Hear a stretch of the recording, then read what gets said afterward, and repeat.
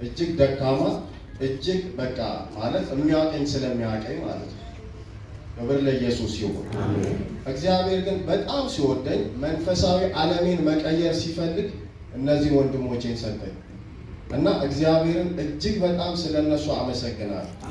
እጅግ በብዙ ጸሎት ሲደግፉኝ የነበረ በብዙ ጸሎት ከኔ ጋር የነበሩ ኢቨን እኔ ቃል የለኝም ስለነሱ ቃል የለኝም ማለት ይሄ መጽሐፍ የተጠነሰሰው ስለ መነሻው ትንሽ ልበል።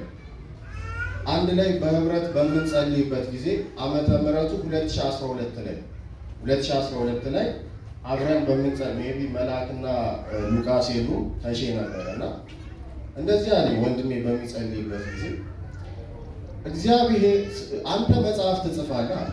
በምንጸልይበት ጊዜ ትንቢት ተናገር መጽሐፍ ስትጽፋ ያለው አለ እና በሰዓቱ አላመንኩም። ልክ ማርያም ይህ እንዴት ሊሆን ይችላል እንዳለ ገብርኤል መጥቶ ሲያበስራት ይህ እንዴት ሊሆን ይችላል? ምክንያቱም ሰው ትንቢት ሲመጣ ቶሎ ብሎ የሚያየው የራሱን ማንነት ነው፣ የራሱን ፖዚሽን ነው። እኔ የተማርኩ አይደለሁም፣ በትምህርትም ያን ያህል የደረስኩ አይደለሁም፣ አልተማርኩም።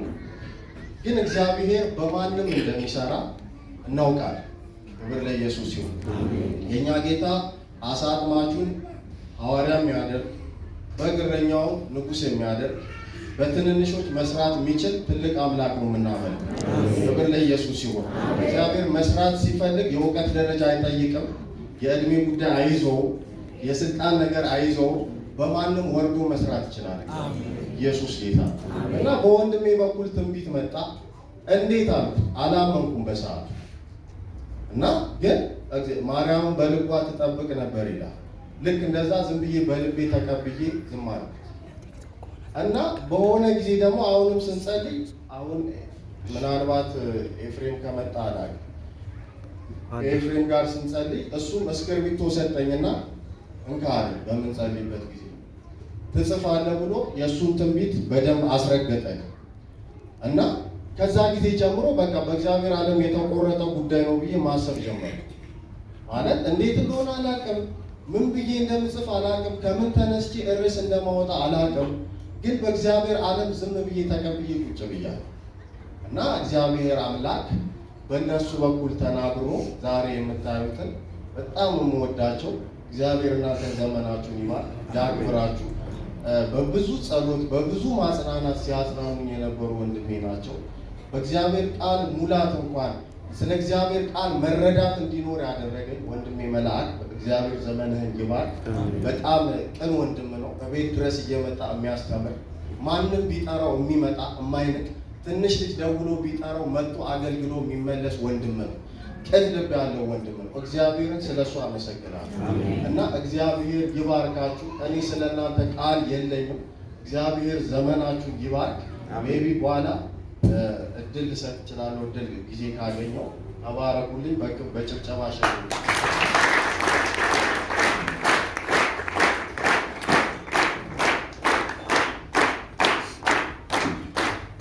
እግዚአብሔር ስም ይባረክ እና ከዛ በኋላ ብዙም አልቆየም። የእግዚአብሔር መንፈስ መጥቶ እኔን ተቆጣጠረ። የእግዚአብሔር መንፈስ በምተኛበት ሰዓት፣ ቁጭ በምልበት ሰዓት የምጽፈውን ርዕስ ውስጤ ላይ ማፍሰስ ጀመር። ኢቨን እኔ ጽሁፍ መጽሐፍ እንኳን አልወድም፣ እውነት ለመናገር ትምህርት ቤት ስንማር እንኳን ኖት አልወድም። ግን ቁጭ ስል የእግዚአብሔር መንፈስ ተቆጣጠረኝ እና አንዴ ቁጭ ብዬ 10 ገጽ መጽሐፍ ጀመር። 10-15 ገጽ መጽሐፍ ጀመር። ነገሩ ከእግዚአብሔር እንደሆነ ኢቨን ስጽፍ ተች ያደርገኛል። የእግዚአብሔር መንፈስ ይነዝረኛል በምጽፍበት ሰዓት። ይህንን እንትን ለማለት አይደለም ማወሩ፣ ስታነቡ ሲነካችሁ ታያላችሁ። ኢየሱስ ጌታ እና ይሄ የምታዩት ነገር እና ውስጤ ላይ የእግዚአብሔር መንፈስ ሞላ። እጽፋለሁ። ከዛ በኋላ ምዕራፍ 10 አካባቢ እንደደረስኩ አጅሬው መጣ። አጅሬው ማለት ሴጣን እጅግ በጣም እንደዚህ እጄን እስከሚይዝ ድረስ ማለት መጽሐፍ እስኪያቅተኝ ድረስ አጥፌ ቁጭ እስከማደርግ ድረስ ሪሌሽንሺፕ የሚመስል ሪሌሽንሺፕ ያልሆነ ልጅ ወደ እኔ ላከ። ሪሌሽንሺፕ የሚመስል ግን ያልሆነ ከሴጣን የሆነች እጅግ በጣም የሀብታም ልጅ ወደ እኔ መጣች። እወድሃለሁ። ይሄን ማወራው ለእግዚአብሔር ክብር። ሆቴል ያላቸው ብዙ ሆቴል ያላቸው ልጅ ወደ እኔ መጣች እወድሃለሁ ብላ፣ ግን ሴጣን ነበር የላካት እንዳልጽፍ። ብዙ ቻሌንጅ ስለገጠመኝ ነው ማወራው። በብዙ ቻሌንጅ ነው ያለፈው። ማንም እዚህ ጋር ኢቭን ስላልሰማ በቀላሉ የመጣ ሊመስላችኋል። ሴጣን ህይወቴን እስከ መውሰድ ድረስ በጣም ያለፍኩበትን ነገር እኔ ነኝ የማውቀው። ያው ውጭ ላይ ነው ሰው ሲያየኝ፣ ቸርች ላይ ነው የሚያውቀው። ፐርሰናል ላይፌን በምን አይነት ሁኔታ እንዳለፍኩ ማንም ሊገባው ስለማይችል ክብር ለእግዚአብሔር። እና በዚህ ምክንያት ለ10 ወር ሳልጽፍ ተቀመጠ። ይሄ የሆነው መቼ ነው? ትንቢቱ የመጣው 2012 ክረምት ላይ ነው። 2013 እየጻፍኩ ቆየው። ከዛ 2014 ሊገባ አካባቢ ድረስ እየጻፍኩ አለ እና እግዚአብሔር በህልም ተናገረኝ። ከዚች ልጅ ራቅ አለኝ። መንፈስ እንደሆነች ኢቭን በመንገድ ሴት ይቺ ልጅ የምትወድን ያህል ትጠላለች አለኝ እግዚአብሔር መንፈስ። አንድ ቀን መጣ። የምትወድን ያህል አሁን ላግኝ የምትልህን ያህል ትጠላለች አለኝ። ከዛ አልሰማ ስል እግዚአብሔር በህልም 2-3 ነገረኝ። ከዛ ቆም ብዬ አሰብኩና በእግዚአብሔር ፊት እንደገና ጊዜ መውሰድ ጀመርኩ። እግዚአብሔር ሆይ አንተ ከሆነ ያስጀመርከኝ አስጨርሰኝ ብዬ በእግዚአብሔር ፊት ወደቅኩ። እግዚአብሔር ግን መጣ፣ ምክንያቱም ጉዳዩ ከሱ ስለሆነ። ክብር ለኢየሱስ ይሁን። እግዚአብሔር ከሆነ ያስጀመራችሁ ያስጨርሳችኋል። የእናንተ ድካም እሱን አይዞ። ኢየሱስ ጌታ እና ከዛ በኋላ በዚህ መንገድ ተጽፎ አለቀ፣ ተቀመጠ። እንግዲህ አንድ ስቴፕ ሄዷል። ጌታ ሆይ አሁን እኔ ጽፌ ጨርሻለሁ። ውስጤ ላይ ያለው ከዚህ በኋላ ያለው በኮምፒውተር የሚጻፍ ነገር አለ፣ እሱን አላውቅም ብዬ ለረጅም ወራት ተቀመጠ። ከዛ በኋላ ወንድሜ ዘላለም አለ እንደ ማለት እስኪ ይህንን ነገር የምታውቀው ሰው ካለ ብዬ ሳስብ ስራቸው ቦታ አንድ ልጅ አለች፣ እስኪ ከተባበረች ብሎ ይዘ ሄደ። እሷም ጊዜ አላገኘችም። ይዘውና ብዬ መልሼ ቤት አስቀመጡት እና 2015 ላይ በምጸልይበት ጊዜ እግዚአብሔር መጣና ራእይ አሳየኝ። መጽሐፉ ታትሞ ተከምሮ አሳየኝና 2017 ይታተማል አለ እግዚአብሔር። ዝም ብሎ የመጣ መጽሐፍ አለ። 2017 ይታተማል ሲለኝ እኔ አላመንኩም። የራሴን ሁኔታ እንዴት ሊሆን ይችላል? እኔ እኮ አቅም ሰዎችን አላቅም፣ በጌታ ሰዎችን አላቅም፣ ትልልቅ ሰዎችን አላቅም፣ ከስራ ውጪ ትልልቅ ሰዎችን አላቅም። ሊረዱኝ የሚችሉ እግዚአብሔር ብቻውን መስራት ሲፈልግ አንዳንዴ ነገሮችን ይዘጋል። ኢቭን ቸርች ላይ እማውቃቸው አንዳንድ አይዲያ ገንዘብ አይደለም አይዲያ እንዲተባበሩ የጠየኳቸው ሰው ፊታቸውን አዙረዋል። ፊታቸውን አይዲያ ገንዘብ አይደለም የጠየኳቸው አይዲያ የምታውቁት ሰው ካለ ስላቸው ፊታቸውን ያዞሩብኝ ሰዎች አሉ። እግዚአብሔር ግን ብቻውን መስራት ሲፈልግ ብቻውን ይጨርሳል። ክብር ለእግዚአብሔር ይሁን።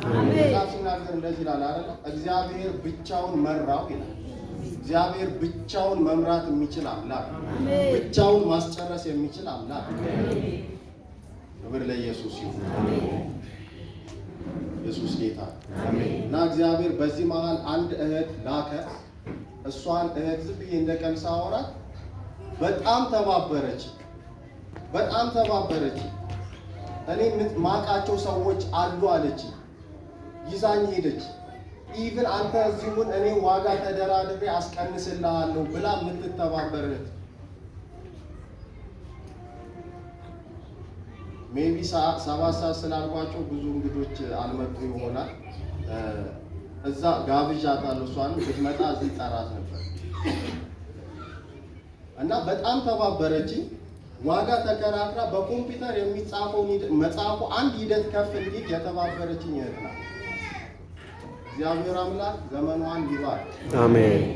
ኢየሱስ እኔ ባልተባበሩ ሰዎች እያዘንኩ አይደለም። እግዚአብሔር ስለሰራ እግዚአብሔርን አመሰግነዋለሁ።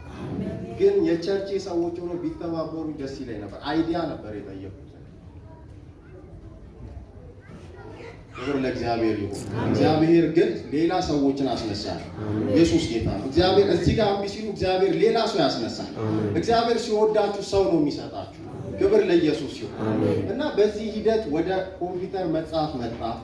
ከዛ በኋላ እግዚአብሔር አወራኝ። 2017 ይታተማል አለኝ። 2 ዓመት ሙሉ ቁጭ አለ። ልክ አሁን 2017 ሲገባ እግዚአብሔር መጣና እንቅስቃሴ ጀምሯል።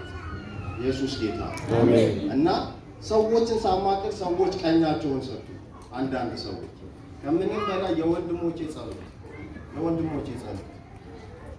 የእነሱ ጸሎት እጅግ በጣም አቅም ሆኖ እጅግ በጣም የእናንተ ጸሎት አለበት ማለት እሺ፣ የእናንተ ጸሎት አለ።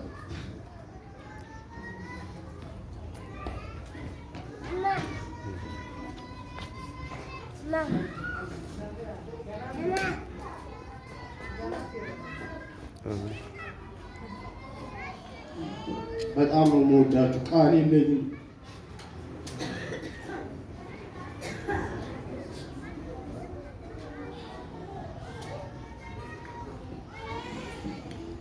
ኢቭን እስከ ዛሬ ድረስ ከኔ ጋር አሉ እየጸለዩልኝ። እግዚአብሔር ይባርካችሁ። ምንም እግዚአብሔር ዋጋችሁን ይከፍላል። እግዚአብሔር ለእኔ ሲከፍል አክሊል ለእናንተም አለ እንዳለ ጳውሎስ፣ እግዚአብሔር ለእኔ ሲከፍል ለእናንተም ይከፍላል። እና በጣም ነው ማመሰግናችሁ። እና የእነሱ ጸሎት ኃይል ነው። እና ጥር ወር ላይ እግዚአብሔር እንቅስቃሴ እንዲጀምር ነገረኝ። እዚህ የለም አንድ ያን የጻፈልኝ ልጅ ኦርቶዶክስ ነው። እንዴት እንደተባበረኝ ልነግራችሁ አልችልም። እግዚአብሔር ከውጭ ወዳጅ ያስነሳላችኋል ከፈለገ ማለት ነው። ጉዳዩ እንዲፈጸም በቤት ውስጥ ያሉት እንትን ባይሉ ከውጭ ሰው ያስነሳል። እግዚአብሔር ቢኖር ደስ ይለኝ ነበር። ወንድሜ ቢን በኮምፒውተር ከመጽሐፍ ጀምሮ መጽሐፉ እስኪታተምበት ድረስ ኤዲት እስከ ማድረግ ድረስ ከኔ ጋር ሲለፋ የነበረ ኦርቶዶክሳዊ ወንድሜ እግዚአብሔር ወደ ጌታ እንደሚመጣ እኔ አልጠራጠርም። ምክንያቱም ይሄን መጽሐፍ አንብቧል። ሙሉ ወደ ጌታ ይመጣል። ኤዲት ሲያደርግ ሙሉ መጽሐፉን አንብቧል። ኢቭን ይሄ ከጀርባ ያለውን ጽሑፍ የጀርባውን ጽሑፍ ደውሎ ጠየቀኝ። ውስጤ ስለተነካ ይሄን መጽሐፍ ይሄን ጽሑፍ ጀርባው ላይ ልጻፍ ወይስ ደስ ብሎኝ ነው ፈቃድ የሰጠው? ደስ ብሎ አንተ ከተነካ ጻፍ ብዬ እኔ አይደለሁም የጀርባውን ገጽ የጻፈው። ውስጤን ደስ ስላለው እንግዲህ በጌታ ያልሆነ ወንድሜ ውስጤን ደስ ስላለው ጀርባው ላይ ላስፍረው ወይ ሲለኝ በትልቅ ደስታ አስፍረው ብዬ ነገሩ እና ወደ ጌታ እንደሚመጣ እኔ 100% እርግጠኛ ነኝ። የጊዜ ጉዳይ ነው። እግዚአብሔር በዚህ መጽሐፍ ብዙዎችን ወደ ጌታ ያመጣል።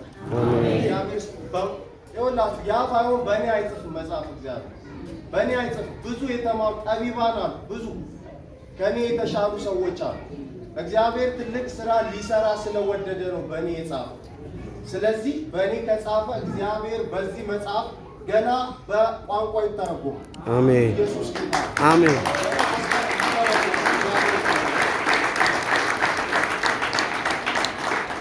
በእንግሊዝኛ ይተረጎማል፣ በኦሮምኛ ይተረጎማል፣ በብዙ ቋንቋዎች ይተረጎማል። እግዚአብሔር አምላክ ከኔ ጋር እንደሆነ በደንብ እንደሚረዳኝ ያውቃል።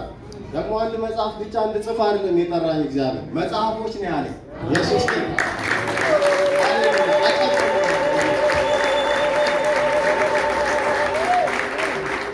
ክብር ለኢየሱስ ይሁን። እግዚአብሔር ተሳስቶ አይደለም ወችን የጨመረ መጽሐፍ ብቻ ማለት ይችል ነበር። መጽሐፎችን ትጽፋለህ ያለ ኢየሱስ ጌታ። ስለዚህ እጽፋለሁ። በእኔ አቅም አይደለም፣ እግዚአብሔር አቅም ስለሆነ አሳይቶኝ እግዚአብሔር ተናግሮ የሚያደርግ አምላክ እንደሆነ እኔ በሰው አይደለም ያመንኩት፣ አሁን በእኔ አይቼ አምኛለሁ። ክብር ለኢየሱስ ይሁን። እግዚአብሔር ይባረክ። እኔ አሁን እግዚአብሔር አንተ ሰው ነህ፣ ግን ከዚህ በኋላ ክንፍ አብቅዬልህ ወፍ ትሆናለህ ቢለኝ አምነዋለሁ። ምክንያቱም በእኔ በማረባው ይህንን አድርጓል። እኔ አንድም ቀን አእምሮዬ ላይ የለም በጌታ ፊት አእምሮዬ ላይ እንኳን መጽሐፍ ስለ መንፈሳዊ ሕይወቴ ራሱ አለ። ነገር ግን እግዚአብሔር ይህን ሲያደርግ አምነዋለሁ። ከዚህ እግዚአብሔርን አምነዋል። ምንም ቢለኝ ነው ምንም ቢለኝ ይችላል እግዚአብሔር። ኢየሱስ ጌታ እና እግዚአብሔር ረድቶኝ ይህንን መጽሐፍ እግዚአብሔር በዚህ መንገድ ኢቭን ከልጅነቴ ጀምሮ ብዙ ሞቶች ወደ እኔ መጥተዋል። ብዙ ሞት በየ10 ዓመቱ ልዩነት ገና ሕፃን እያለሁ ሰይጣን አይነ ስውር ሊያደርገኝ ነበር። ይኸው እናትና አባቴ አሉ እዚህ ፊት ለፊት ለ15 ቀን አይነ ስውር ሆኜ ነበር። እና ትልልቅ አባቶች ያስታውሳሉ። የሰፈራችን አባቶች ሳንቲም ሲያንቆሻቁሹልኝ እንደዚህ እያልኩ ይሄድ ነበር። በሰላም ተወልጄ ከማይበት የ4 ዓመት እችን ሳክል አካባቢ እና እየዳሰስኩ ለ15 ቀን ይሄድ ነበር። አይነ ስውር ነበር። ነገር ግን ቤተሰብ ማልቀስ ጀመረ። እንዴት በሰላም ተወልዶ እንደዚህ ሊሆን ቻለ ብሎ ማልቀስ ጀመረ እና እግዚአብሔር አምላክ እንጦጦ መካነ ኢየሱስ ቄስ በሊና ጋር ማዘር ይዛኝ ሄዳ ነበር። ቄስ በሊና የልጅሽ አይን ይበራል ብሎ ትንቢት አመጣላት። ልጅሽ አይነ ስውር ድንገት ሆኖ የመጣሽ እናት አለሽ። አሁን ወደ ቤት ስትሄጂ እግዚአብሔር የልጅሽን አይን ያበራል ብሎ ቄስ በሊና ያን መልእክት አመጡ። ከዛ በኋላ እቤት ስትመጣ ነው የኔ አይን ድንገት ይበር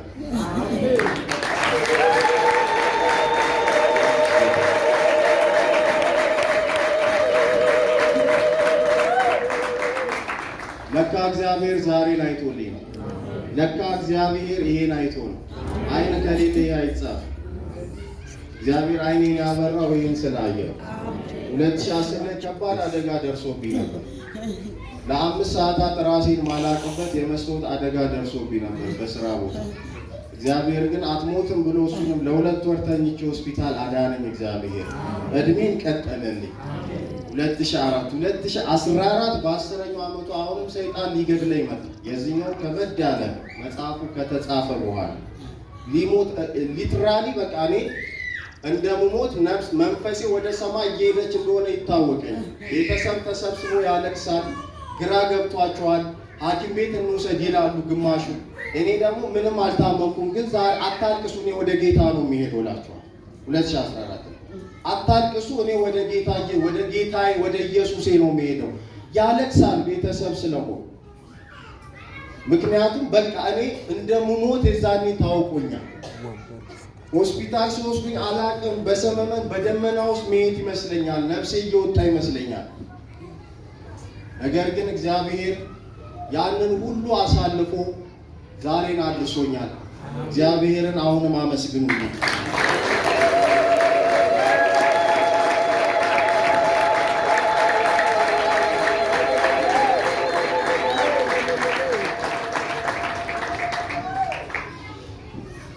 ለዚህ ነው እኔም ሰፈር ውስጥ ስታዩ ታቁኝ ይሆናል፣ አብረን ስላደግን ታቁኝ ይሆናል። ግን በህይወቴ ላይ ያለፉ ሞቶችን፣ የጭንቀት ቀናቶችን፣ የሞት ጣር ቀኖችን ብዙ አሳልፌያለሁ። ሌሊቶችን አታዩማ አይደል? ሌሊቶቻችንን የሚያይ እግዚአብሔር ብቻ ነው። ቀን ታዩ ይሆናል። ከባባድ ሌሊቶችን አሳልፌያለሁ። ከሞት ጋር ታግዬ እግዚአብሔር አሸንፎልኝ ነው ዛሬ የደረስኩት። ክብር ለኢየሱስ ይሁን እና እግዚአብሔርን እጅግ አድርጌ አመሰግናለሁ። ይህን ደስታዬን ልትካፈሉ ደስ ብሏችሁ በዚህ የመጣችሁ እግዚአብሔር አምላክ ያክብራችሁ። ብዙ ቦታ የመጣችሁ እግዚአብሔር አምላክ ያክብራችሁ።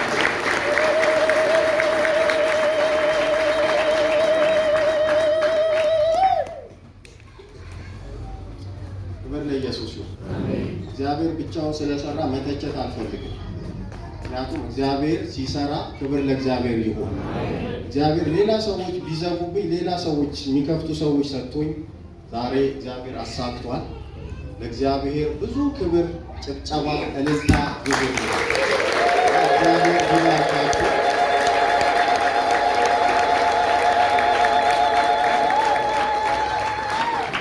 እግዚአብሔር ይባርካችሁ። ለጌስ